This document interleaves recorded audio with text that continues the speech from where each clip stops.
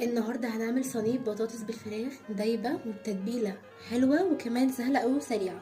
اول حاجه بغسل الفراخ كويس جدا وبتبلها ببصل وفلفل اخضر وطماطم مضروبين في الكبه وبسيبها ليله كامله في التلاجة.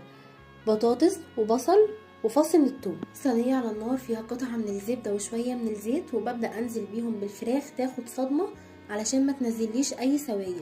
بسيبها حوالي 5 دقايق على كل جنب لحد ما تاخد اللون اللي انتوا شايفينه ده وتتحمر كويس.